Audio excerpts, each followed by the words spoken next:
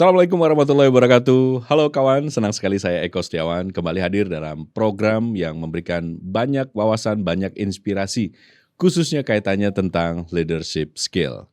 Nah, tamu saya hari ini mungkin juga sudah tidak asing ya, karena beberapa posisi beliau duduki ya.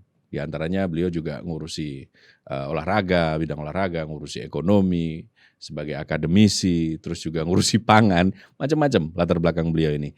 Nah, tidak lain tidak bukan hari ini tamu kita adalah Bapak Dr. Raden Joni Sujatmoko SEMM. Selamat pagi, Pak Joni. Selamat pagi Mas Eko, siap. Ya, kita kemarin ngobrol diskusi malam asik, kita lanjutkan di sini. Nah, Siap. hari ini kita ingin berbagi tentang leadership skill. Nah, tentu kalau kita bicara kepemimpinan, Pak Joni ini apa yang tidak dipimpin? Kan banyak sekali yang dipimpin.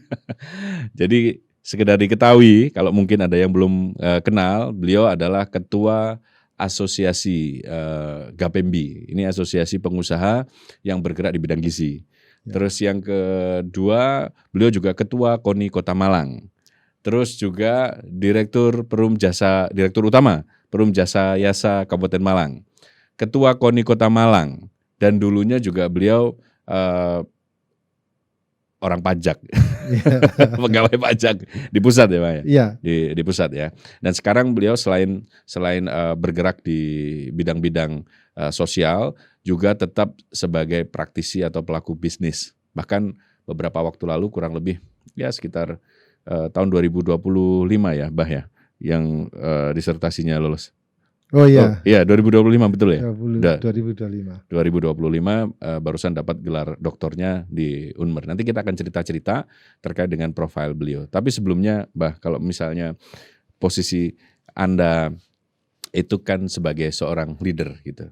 Secara pemaknaan atau menurut Pak Joni, leadership apa yang Pak Joni anut secara style? Iya. Jadi leadership ini bukan bos. Itu yang paling penting. Ya. Jadi kalau orang Jawa itu adalah ing ngarso sung tulodo, ing madya mangun karso, tutwuri handayani. Itu saya anut.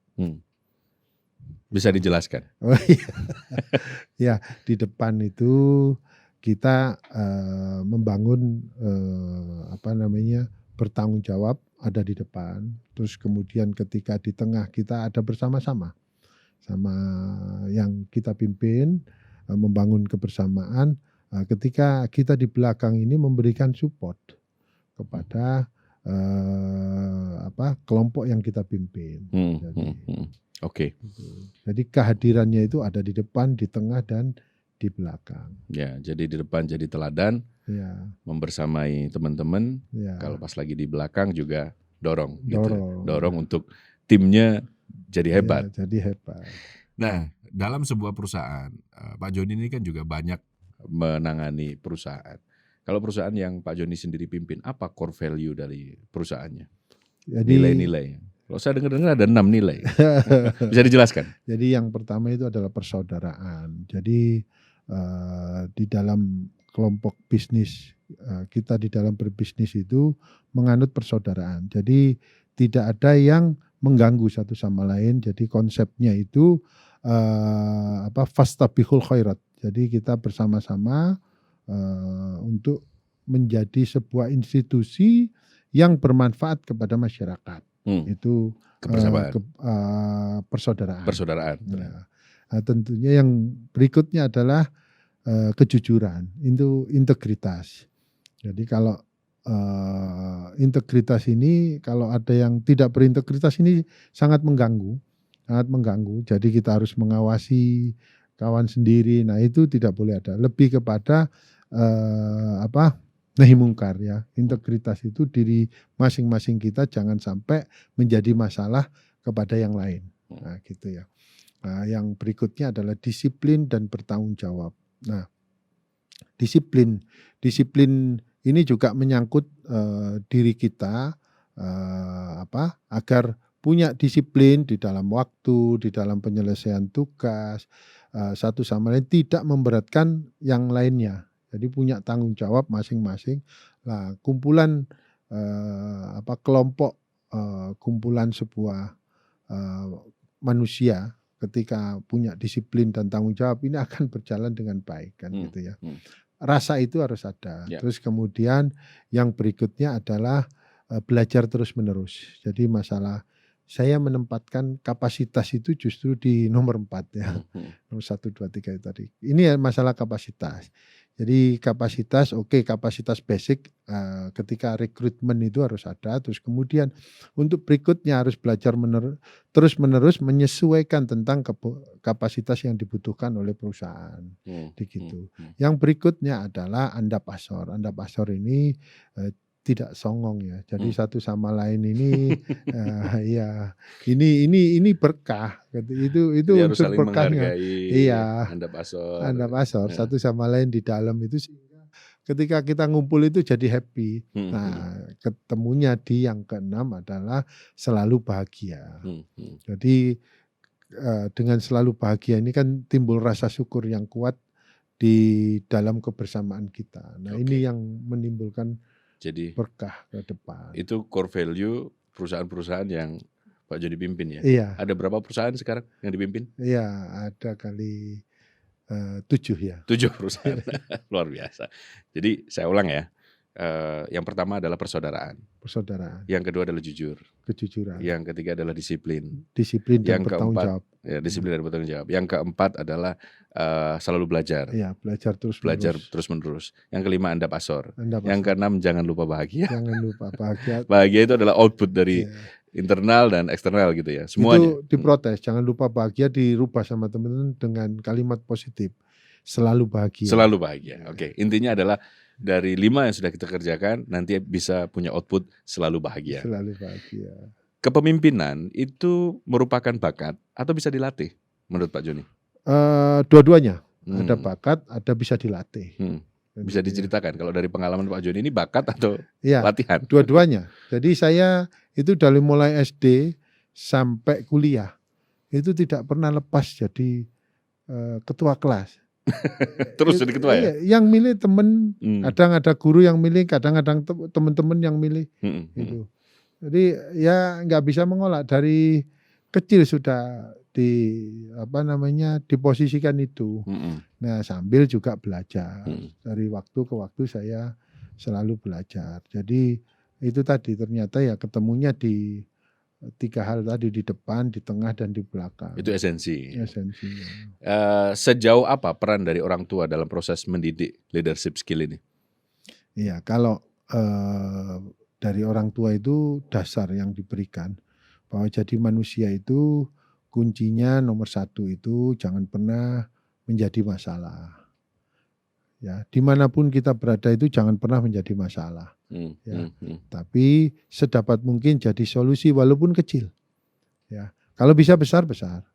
Itu yang ditekankan oleh orang tua itu. Terus kemudian ada beberapa konsep bahwa jadi orang itu jangan bisa dikendalikan orang lain. Harus bisa mengendalikan diri kita sendiri. Oleh karena itu diajari belajar soro kan itu ya. Gimana maksudnya belajar soro? Kalau senang itu gampang kan, belajar soro. Kita itu dulu punya ternak ayam gitu ya. Kalau sebulan sekali itu bersih-bersih kandang, membersihkan kotoran ayam itu anaknya semua. Ada 1 bulan sekali itu. Terus saya itu pernah dilatih untuk mental supaya kuat itu, disuruh jualan ini telur asin, pernah es lilin. Ya kan kalau kita dari nggak mampu kan nggak masalah itu ya. Kita kan ya lumayan middle lah dulu ya. Cuman disuruh jualan telur asin keliling kampung kan itu ya. Aduh. Apa perasaan yang dirasain dulu? Iya ya kan dirasani kecil itu kita. Oh boy kan gitu. Pak Kowo ini anak itu telur asin. Jadi waktu itu sempat menggerutu. Iya. Sempat mengeluh juga. Iya. Apa kan bisa gitu. diceritakan emosinya dulu itu? Ya karena apa? diomongin orang, dibeli enggak tapi dengar suara-suara itu kan. Muter. Terus responnya Pak Joni gimana? Ternyata ada yang kasihan dibeli, ada yang ternyata senang. Telur asinnya memang dipilihin sama orang tua itu yang enak, harganya masuk kan gitu ya. Nggak tahu itu jual rugi apa enggak. Yang penting suruh jual sekian. Ternyata ya laku kan lama-lamaan terbiasa laku. Pertama itu pulang ya. Kalau saya sedih kan ke ibu. Saya enggak pernah menunjukkan sedih ke orang lain kecuali ke ibu saya. Itu saya sedih. Sedih. Ya kalau ini Apa yang bisa bikin sedih? Apa? Pas waktu itu. Iya karena namanya anak-anak ya. Dihina orang itu kan gimana itu? Dihina orang. Padahal bukan orang yang dari misalnya orang yang memang sulit secara ekonomi itu enggak juga gitu. Enggak. Nah, Oke.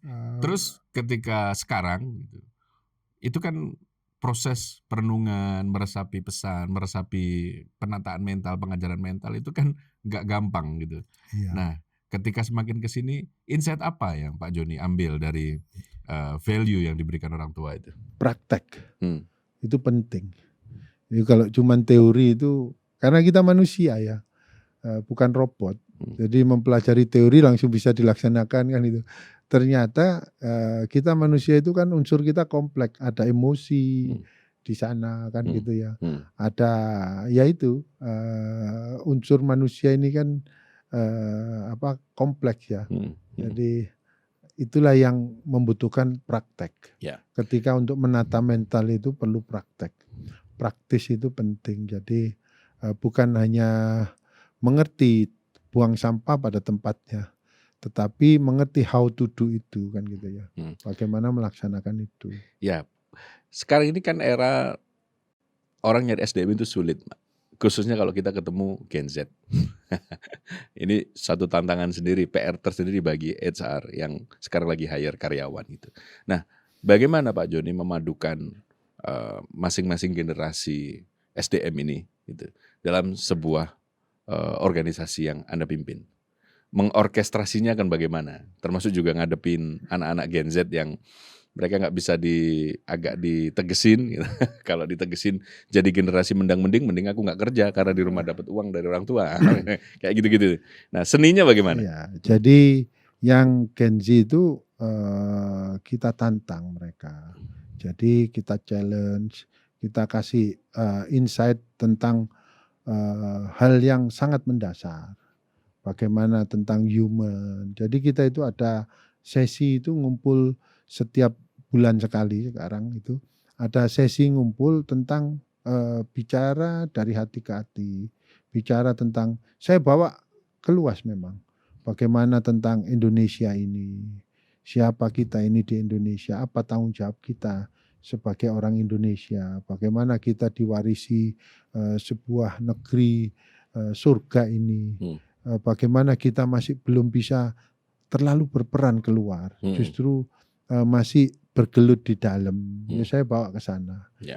Saya besarkan hatinya kawan-kawan ini. Jadi memang apa yang mereka lihat, apa yang mereka pahami selama ini yang membuat mereka itu jadi acuh tak acuh. Nah itu yang acuh tak acuhnya itu, yang permasalahan Gen Z itu yang kita bawa. Jadi sebenarnya mereka itu krisis kepemimpinan. Ya. Tapi ketika mereka tahu berada dengan kepemimpinan yang memang punya konsep, punya arah ya, punya sesuatu nilai yang dijaga. Itu ya tadi 6 nilai itu saya sampaikan ke mereka kan gitu ya.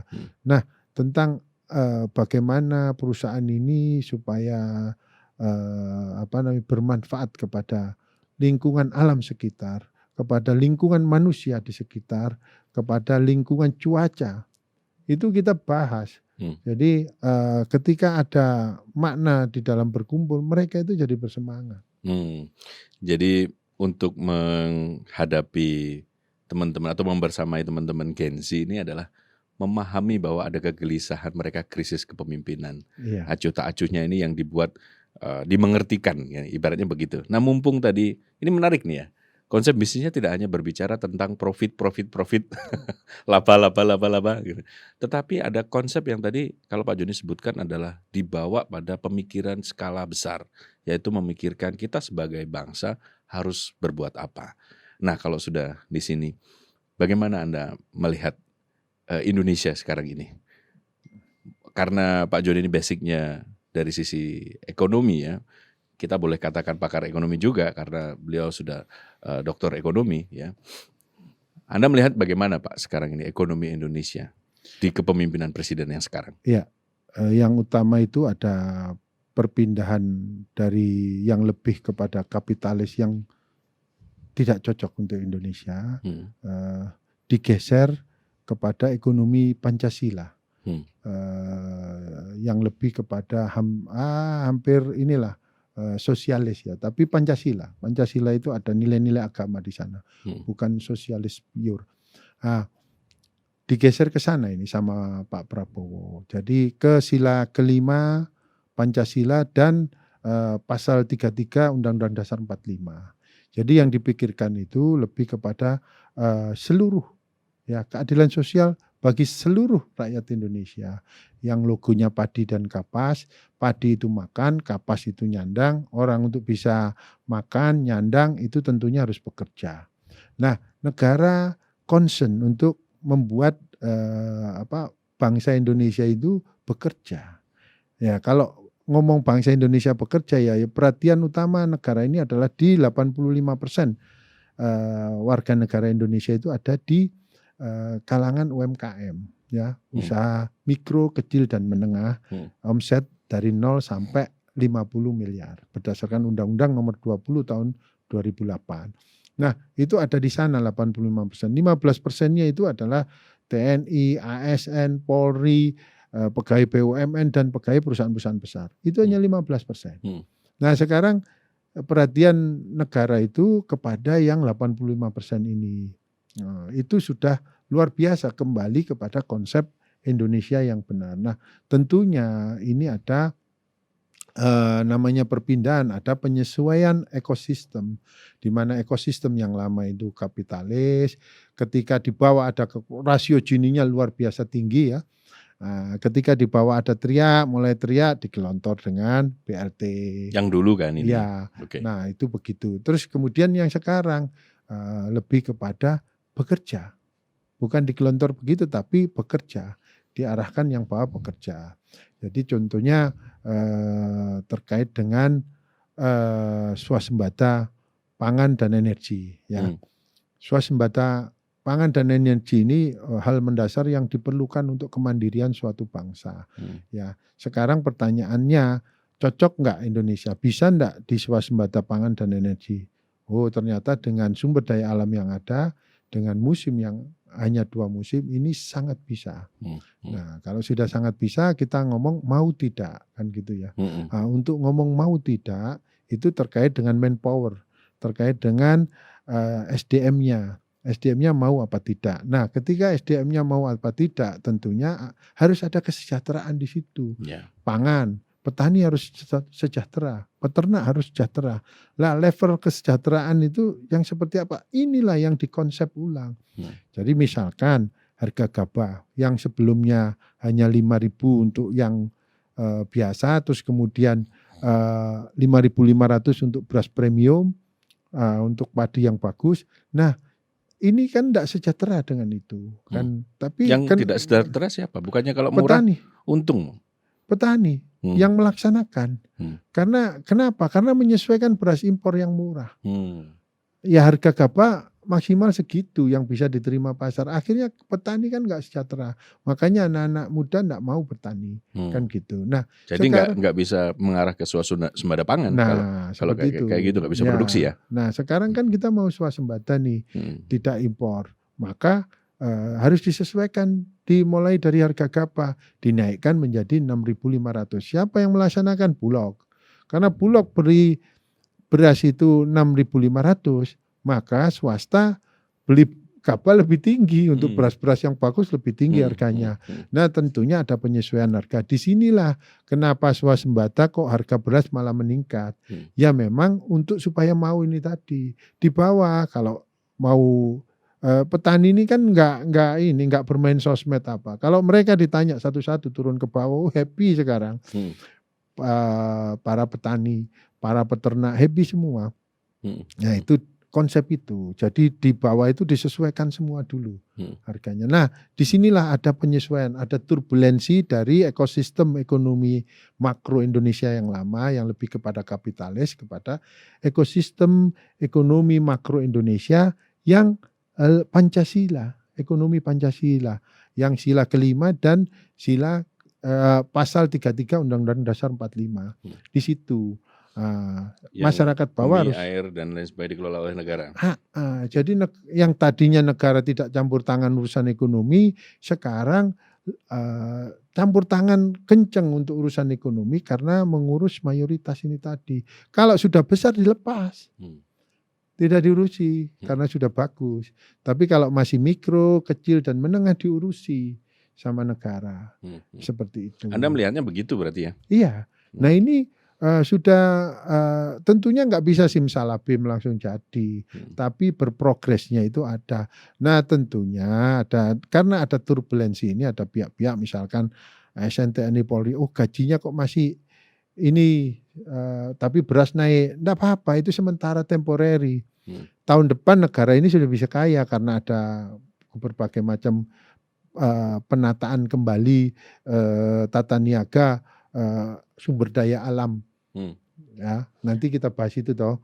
Nah, itu akan memberikan pemasukan besar kepada negara. Nah, ini kan nanti tentunya kalau negara pemasukan besar, yang terima dampak langsung positifnya kan ASN, TNI, Polri ini. Gitu ya. Naik. Ya teman bersabar dulu. Ini negara lagi menata di UMKM di bawah. Berarti apa yang harus dilakukan masyarakat? Kita skeptis sama pemerintah atau optimis? Oh ya optimis lah. Karena kan sudah dikembalikan kepada Indonesia ini. Yang tadinya kan Pancasila itu hanya pajangan. Sekarang dilaksanakan kan gitu. Apa parameternya Pak Joni melihat itu? Ya, yang tentu ada, misalkan anggaran Pak Prabowo kan teriak-teriak itu dari 7.000 triliun dana di Bank Himbara, 5.000 triliun mengalir hanya di 10. Tadinya itu di 10 grup, ya. Yang lain perusahaan. 10 grup perusahaan besar. Iya, yang 2.000 ini dibagi se-Indonesia. Ya. Terus yang di bawah juga sangat dibatasi untuk mengakses dana. Yang sekarang bagaimana posisinya? Dibuka luar. Dibuka lebar-lebar untuk peternak, petani yang tadinya itu waduh enggak bisa ngakses itu. Kolateralnya tanah kosong itu enggak bakalan dibeli sama bank. Sekarang dikasih kan gitu ya. Dikasih. Jadi ada stimulus-stimulus ekonomi ke bawah ya, ke pengusaha bawah ya. Harus dibagi ke bawah. Lah yang kan sebelumnya hanya dinikmati 10 pengusaha besar itu. Nah, ketika harus dibagi ke bawah ini kan mereka terus ini. Saya itu ya termasuk pengusaha menengah. Waduh disamperin terus sama bank. Ditawari kredit. Ditawari kredit yang besar-besar. Oke, Pak Joni, mumpung kita bahas Pak Prabowo. Beberapa waktu lalu kan ada pidato ekonomi Pak Prabowo di depan DPR, gitu kan. Ada beberapa poin yang kita catat. Salah satunya soal ekspor satu pintu. Bagaimana Anda melihat? Ya, nah ini luar biasa sekali ya. Saya itu miris waktu Pak Mahfud bilang bagaimana ada transfer pricing dan under invoicing barang-barang komoditas tambang ya, sumber daya alam. Yang katanya Pak Mahfud itu paling maksimum dilaporkan cuma 20%. Taruhlah ini ada terlalu membesarkan. Paling tidak misalkan hilang 50, itu kan luar biasa sekali. Nah, bagaimana kok bisa ya kan gitu ya. Ternyata dengan kemarin itu ekspor satu pintu, waduh ini kan tertutup semua jadinya. Tertutup semua pintu untuk under invoicing, transfer pricing, permainan-permainan nakal oknum perusahaan-perusahaan tambang itu, perusahaan-perusahaan yang mengelola sumber daya alam, ini dibuntu sudah. Jadi dari sisi omset kan, kalau yang dimainkan omset ini kan pengaruhnya besar. Biayanya dimasukkan semua, omsetnya digelapkan. Sehingga keuntungannya jadi tipis. Sehingga bagi hasilnya ke negara itu tipis, sehingga tax corporate-nya yang ke negara itu juga tipis karena untungnya tipis kan itu ya. Kalau itu sudah diterapkan betul, apa dampaknya bagi masyarakat kita. Ya, satu ya, itu ada beberapa dampak ya. Tentunya terkait dengan namanya, saya kupas coba masalah transfer pricing ya. Jadi ini oknum perusahaan tambang di Indonesia yang mengelola sumber daya alam itu ekspor misalkan ke Amerika atau ke Eropa ya. Tapi dia tidak langsung ke sana. Dia bikin perusahaan cangkang misalkan di Singapura. Dia bikin perusahaan cangkang di Singapura ini, itu yang menerima. Ini perusahaan dia sendiri. Ya, perusahaan buat perusahaan sendiri di Singapura. Karena di Singapura itu langsung ke sana itu enggak ada teks apa-apa. Jadi hanya bayar parkir kapal aja, ganti dokumen. Dari Indonesia ekspor ke Singapura, Singapura ekspor ke negara tujuan. Nah, inilah kalau ngomong transfer pricing, harga yang di Indonesia ke perusahaan cangkang karena perusahaannya sendiri itu direndahkan. Tujuannya untuk menghindari tadi bagi hasil ke negara, terus kemudian corporate tax ya 25% bagi hasil ke negara, misalkan batu bara itu antara 15 sampai 28%. Nah, corporate tax-nya 25%. Bayangin Mas Eko, itu lebih dari 40%. Nah, ini kalau yang di harganya diturunkan, nah ini kan 40% dari yang diturunkan itu hilang potensi pendapatan negara. Terus kemudian itu ngomong transfer pricing. Terus harga normalnya itu adalah dari perusahaan cangkang ke negara tujuan. Nah itu untung besar di sana. Tanpa teks, hanya bayar bayar parkir kapalnya di sana. Tapi kan ini bawa devisa. Devisanya nggak masuk. Devisanya nggak masuk, tertahan di Singapura. Kan gitu. Tertahan di Singapura. Nah, inilah yang menyebabkan kita ini dikelola seperti itu sumber daya, tapi kok kekurangan devisa. Kan gitu. Devisanya banyak tertahan di Singapura. Nah, dengan adanya ekspor satu pintu. Nah, ini kan tidak terjadi. Yang ekspor BUMN langsung dengan negara tujuan. Jadi nggak ada broker lagi. Nggak ada broker, nggak ada perusahaan cangkang. Harganya naik kan gitu ya. Harganya naik yang terlapor di corporate. Kalau perusahaan ini adalah perusahaan yang go public, maka pemegang saham publik yang melantai di bursa itu diuntungkan, sama kayak negara diuntungkan karena pelaporannya jadi benar, perusahaan jadi untung besar. Satu itu ngomong transfer pricing ya. Nah, sekarang under invoicing. Kalau under invoicing itu terkait bukan harga tapi volume. Volume yang lain-lain sama. Jadi yang digelapkan ini volume. Tadi yang digelapkan adalah harga, ini adalah volume. Ya sama di perusahaan cangkang kan gitu. Nanti dari perusahaan cangkang ke negara tujuan volumenya jadi benar. Waktu dari sini ke perusahaan cangkang volumenya nggak benar. Yang katanya Pak Prabowo 10.000 ton, ternyata dilapor cuma 5.000 ton kan gitu. Nah ini kan, sedangkan ngomong biaya Mas Eko. Lah biaya itu kan biaya sewa alat-alat berat kan begitu-begitu ya untuk tambang. Itu dilaporkan semua. Iya. Biayanya digedein, untungnya jadi. Bukan digedein, biaya dilaporkan dengan omset yang sesungguhnya. Tapi omsetnya dikurangi. Jadi kan keuntungannya jadi sangat tipis. Kan gitu. Nah, dengan ini nanti kalau under invoicing dan transfer pricing ini bisa diatasi dengan kebijakan ekspor satu pintu, yang untung negara, yang untung pemegang saham. Kalau negara untung kan seluruh rakyat Indonesia menikmati. Nah yang untung langsung itu juga adalah para pemegang saham yang listed di bursa. Nah ini anomali yang lucu ketika Pak Prabowo mau mengumumkan ini, Sasusnya kan hari Senin itu sudah ada.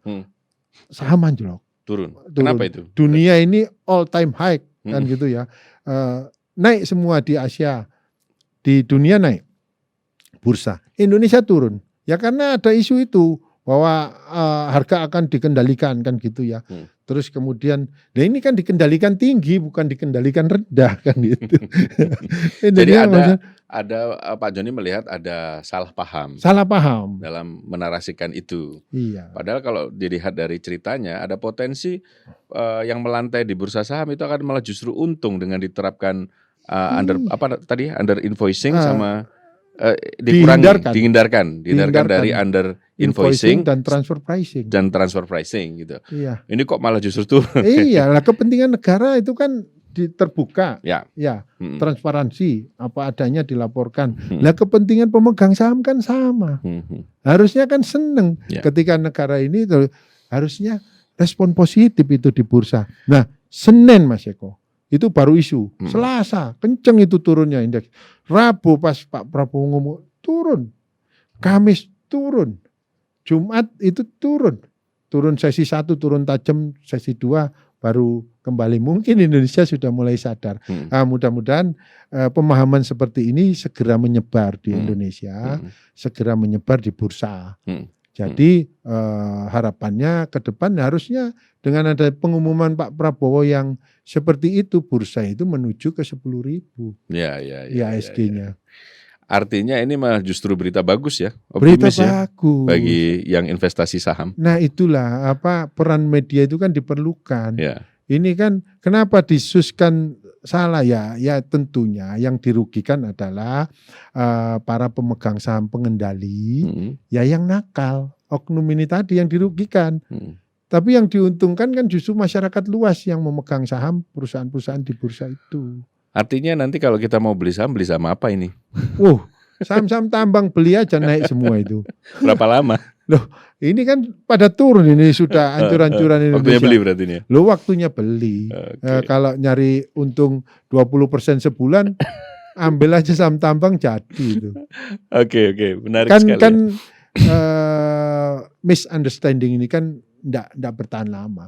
Orang Indonesia kan logis juga. Ketika dinalar, oh iya ya, balik gitu.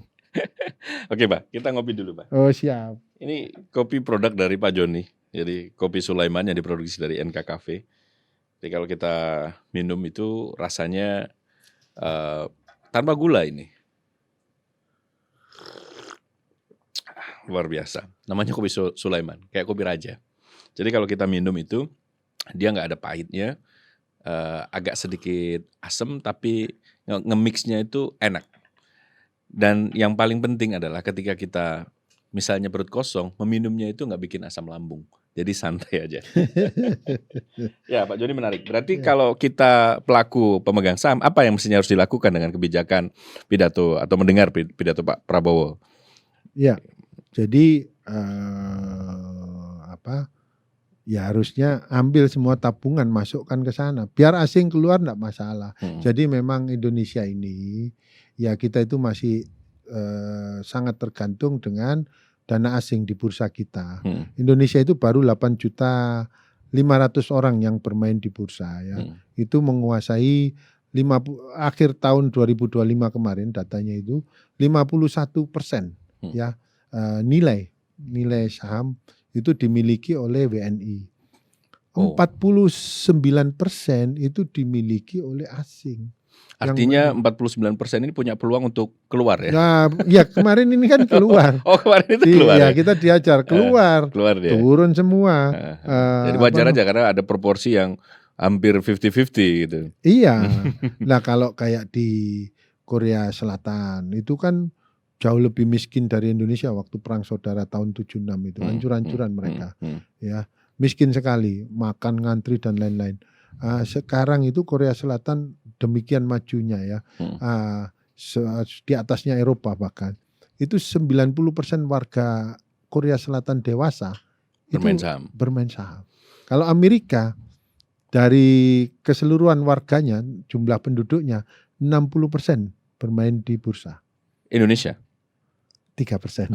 Masih jauh sekali. 8,5 juta. Ada ide nggak gagasan untuk memberikan edukasi supaya masyarakat aware dengan saham lalu investasi di saham, Pak Joni? Iya, dari bagaimana nanti ulama-ulama itu menerangkan bahwa saham ini sangat syar'i.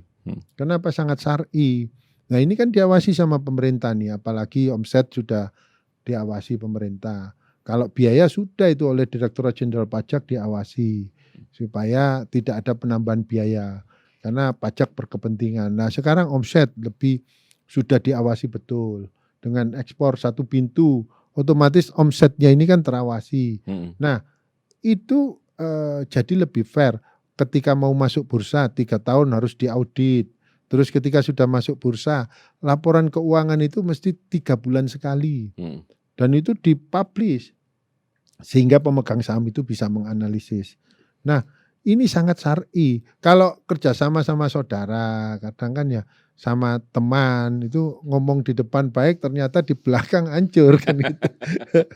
Udah investasi, pecahlah keluarga kan gitu. Jadi yang paling penting esensinya adalah pemahaman tentang pentingnya warga lokal atau masyarakat Indonesia bermain saham itu adalah untuk menyokong fundamental ekonomi Indonesia. Gitu ya. Intinya seperti jadi itu. Jadi sumber dana selain dari perbankan juga dari masyarakat dengan ikut memiliki saham. Dan ini tidak ada yang dirugikan sebenarnya. Kita tunggu sebenarnya itu edukasi untuk masyarakat pendidikan saham itu penting itu. Iya, saya insya Allah lah bulan Juli nanti itu buka kafe trader dan investor saham. Wes, keren. Jadi di sana nanti ini udah langsung dideklar ini ya di sini ya.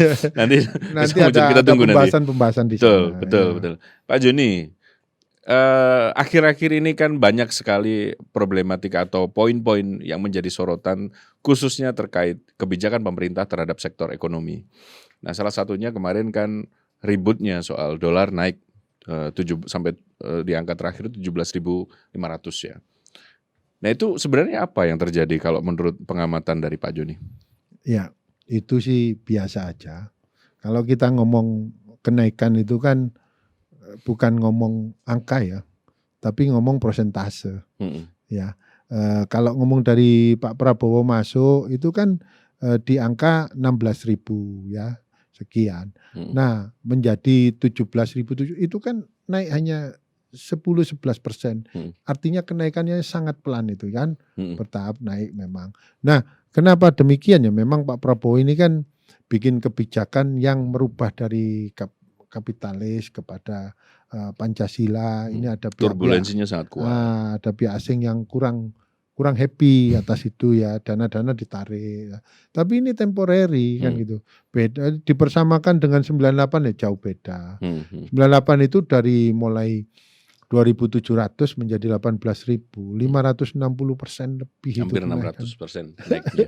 Nah, itu kan beda jauh. Jadi sehingga terjadi lonjakan harga yang luar biasa. Nah, itu terjadi kolaps lah perekonomian. Kalau hanya percentage di bawah 20% dalam 2 tahun itu kan bertahap ya.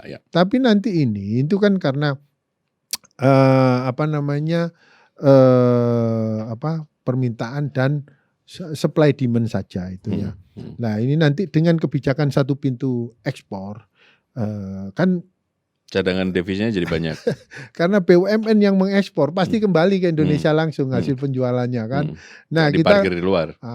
Kita jadi banyak devisa masuk ke sini. Nanti rupiah jadi sangat menguat. Katanya Pak Purbaya kan siap-siap 15.000 tahun depan kan gitu. Di akhir tahun ini 16.000 kan gitu ya. Itu real. Ada secara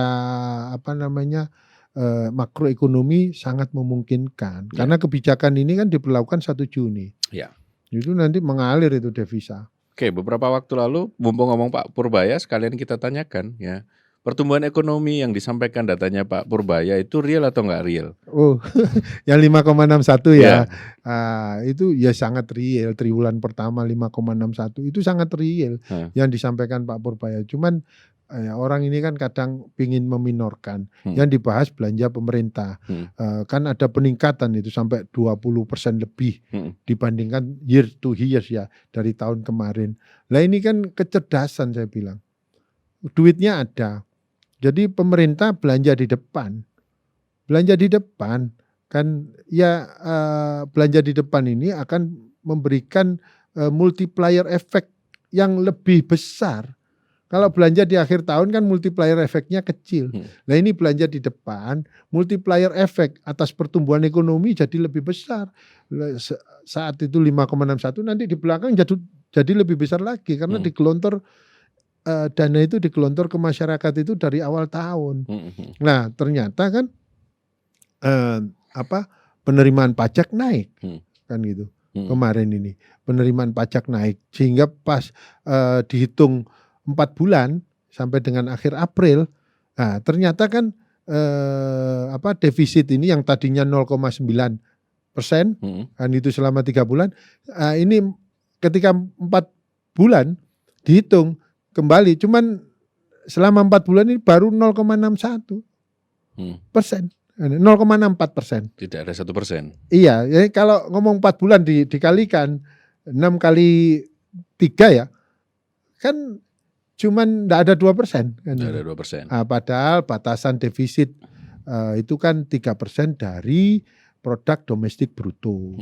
Nah, untuk belanja APBN. Iya, untuk belanja APBN. Ya. Itu Ada batasan. Ada juga yang mengatakan belanja pemerintah kita itu ugal-ugalan. Bagaimana Pak Joni menilai itu?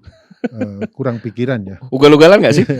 Ya enggak lah, itu kan mengukur tidak sampai di akhir. Ya memang kenaikan 20% itu tadi loh belanja.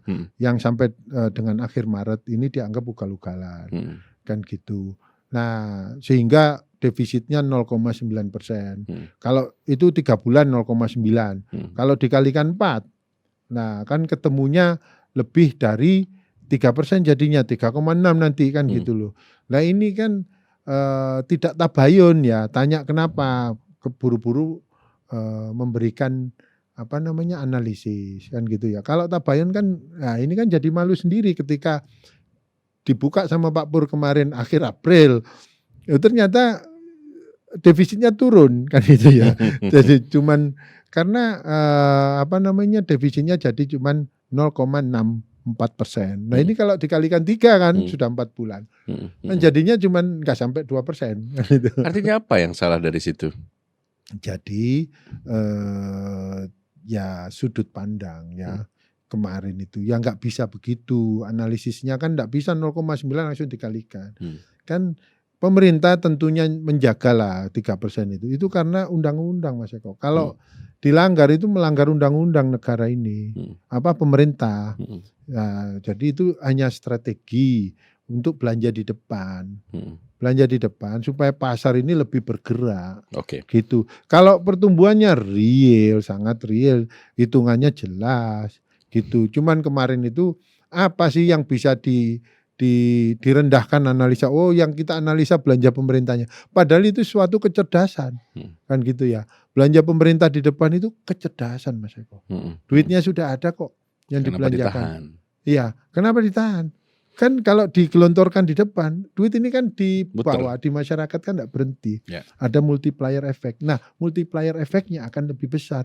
Sehingga harapannya pertumbuhan di akhir tahun nanti ya lebih besar lagi. Kalau kemarin melihat pidatonya Pak Prabowo, itu 2027 bisa sampai 6,5%. Itu bagaimana Anda lihat? Optimis nggak sih? Ya sangat optimis Mas Eko. Karena kan ngomong pertumbuhan, trigger dari penerimaan negara, trigger dari pemerataan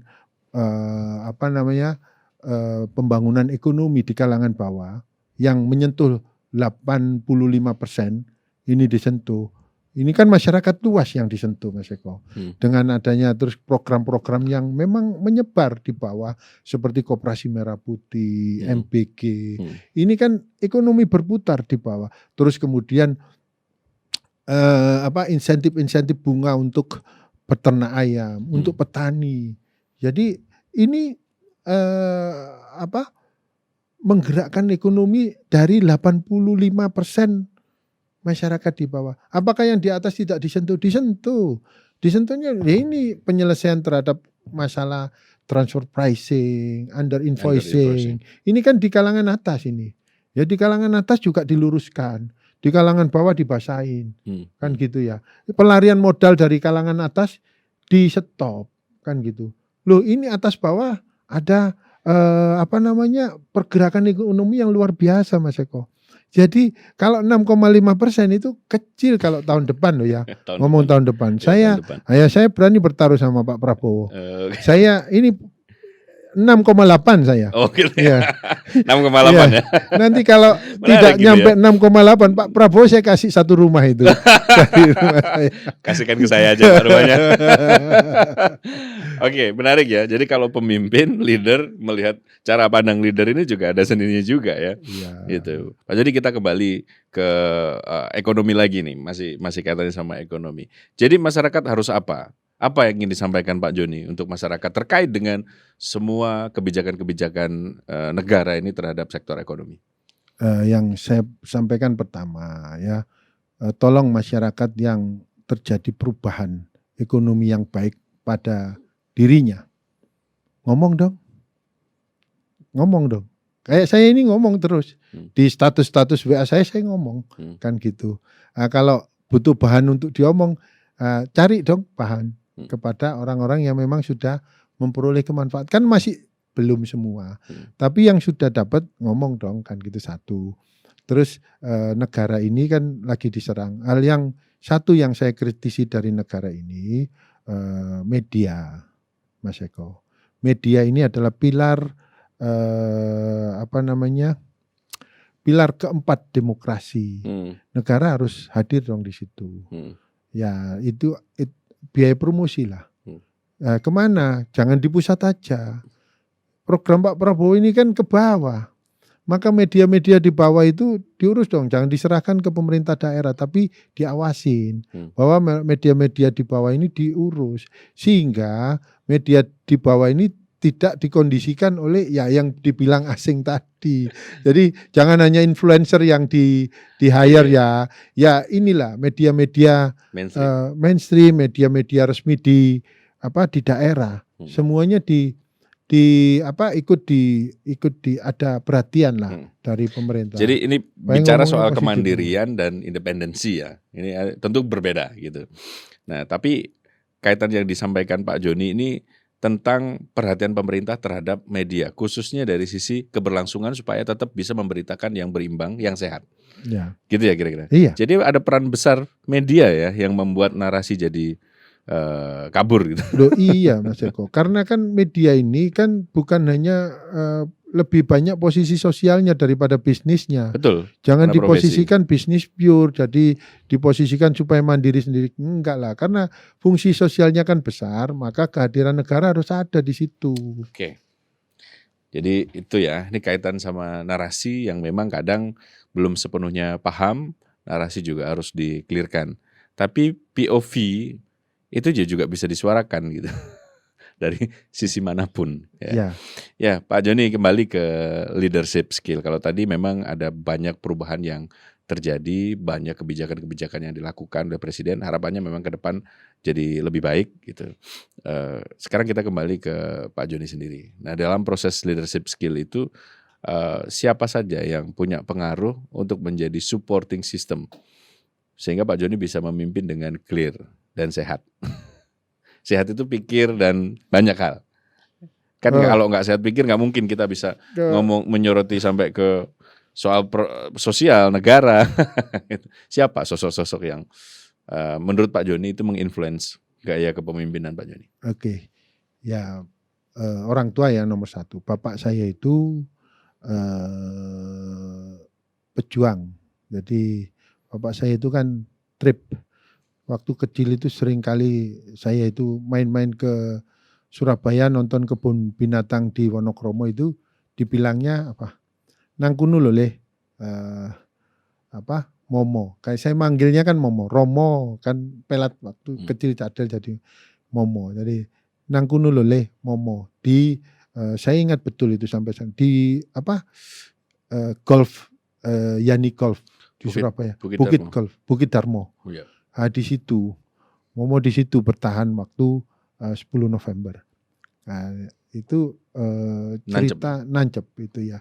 Terus ajaran-ajarannya kan dari beliau ini luar biasa. Jadi orang itu santai aja kan itu.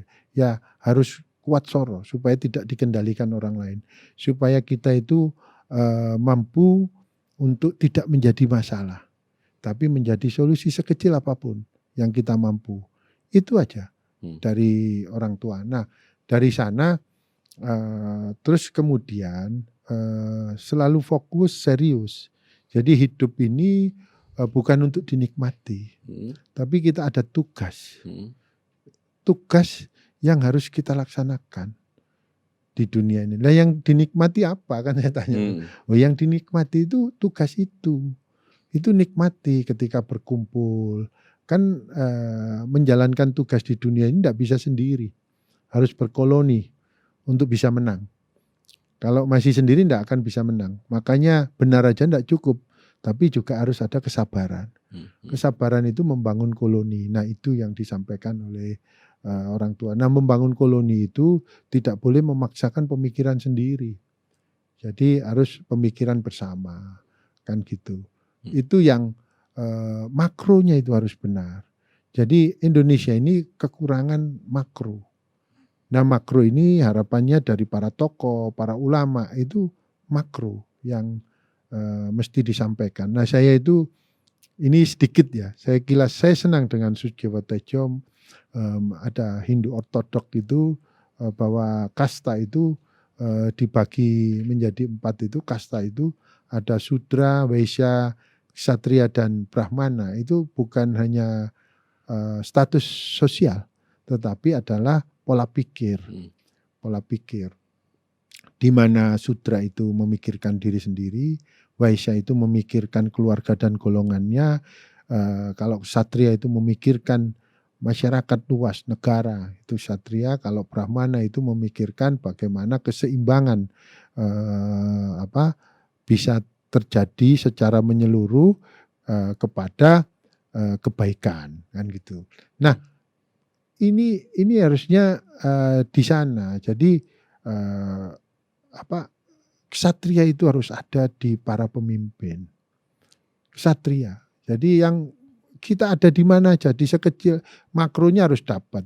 Jadi misalkan kita mulai dari perusahaan kecil, ya makronya harus dapat dulu. Bukan hanya sekedar kita ini perusahaan mau cari makan, cari hidup. Tidak seperti itu. Bagaimana perusahaan ini berdiri, mengawali, tidak mengganggu. Jadi yang dianalisis itu secara ekonomi bisa dijalankan.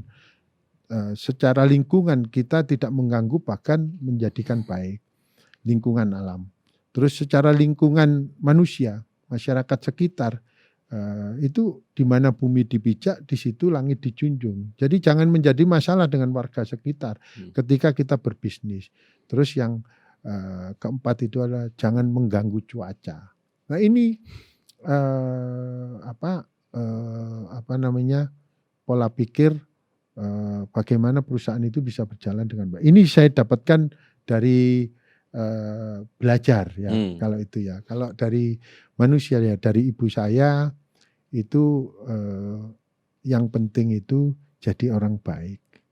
Itu saja. Gitu ya. Jadi orang baik dimanapun itu, jangan jadi orang jahat. Ya. Jadi orang baik ya intinya. Pak Joni, kasih satu motivasi pada teman-teman muda, pada leader yang kemungkinan sekarang lagi stuck, lagi nggak tahu nih mau ngapain nih, kehilangan arah nih, kan gitu. Karena sudah posisi mandek misalnya, atau yang akan menjadi leader. Apa pesan atau kiat-kiatnya? Terakhir, silakan Pak. Ya, jadi leader itu harus sudah selesai dengan dirinya. Ya, jadi selesai dengan dirinya. Jadi ketika kita membangun koloni, ya apapun itu ya, menjadi misalkan perusahaan kecil, ada yang kita pimpin, ya diri kita udah selesai. Ya, perusahaan ini dibangun, yang dipikirkan harus ada kemanfaatan buat masyarakat, ada kemanfaatan buat partner bisnis kita, ada kemanfaatan buat supplier kita, ada kemanfaatan buat customer kita. Ya, itu yang dipikirkan. Terus kemanfaatan ini harus sustainable, ya, berjalan dan bertumbuh. Nah, itu doanya di sana. Bagaimana supaya berjalan dan bertumbuh? Ya harus untung, kan gitu ya. Tapi bukan untung besar itu yang utama, tidak. Hanya untuk mempertahankan sustainable.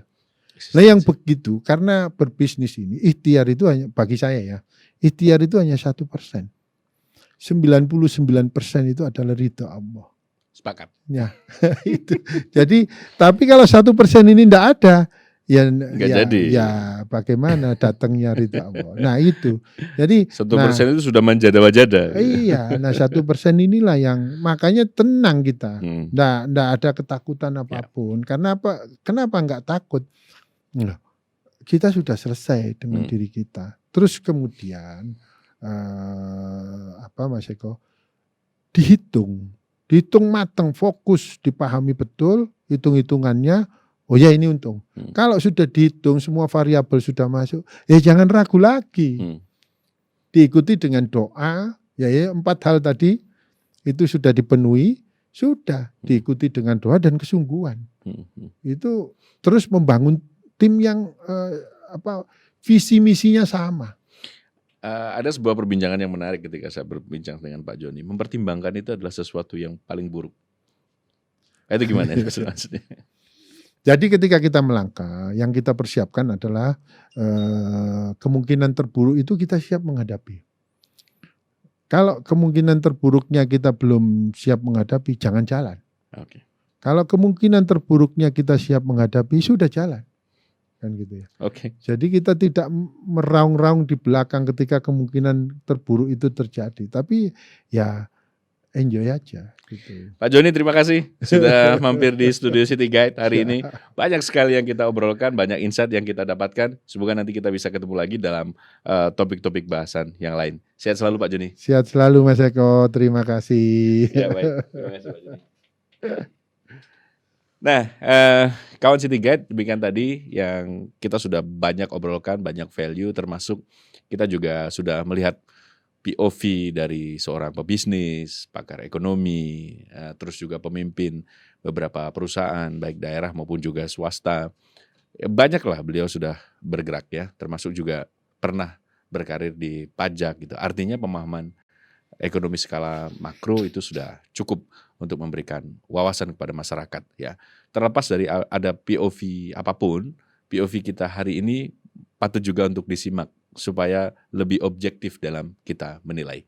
Saya Eko Setiawan pamit, nanti ketemu lagi dengan leader-leader yang lain untuk ketemu di program Meet the Leaders. Terima kasih. Assalamualaikum warahmatullahi wabarakatuh.